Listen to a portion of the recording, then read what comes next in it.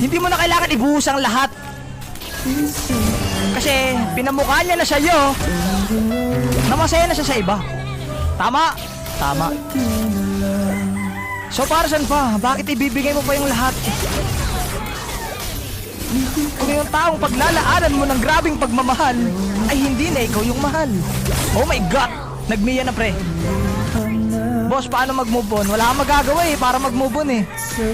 Lalo na pag binahal mo ng sobra. Minsan hindi lang taon, dekada bago makapag-move on.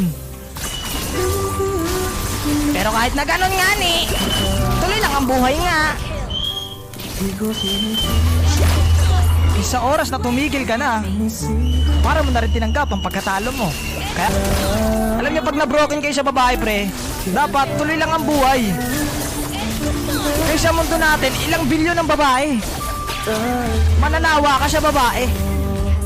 Dapat nga pag nag-asawa kayo, tatlo eh. Para may isang tagahugas ng plato, may isang tagahugas ng CR, may isang taga-tupi ng mga damit, para hindi napapagod. Tama? Tama. Kasi pag mag-isa lang asawa mo pre, anong mangyayari pre? Pag mag-isa lang asawa mo pre, pagod yun. Iiwan ka kaagad nun. Pero kung tatlo silang asawa mo, no? Tas magtutulong-tulong sila, masaya na sila, hindi pa sila napapagod. Diba? Pero joke lang yun. Hindi gagawin yun. Kung ayaw nyo makombo ni Commander, shut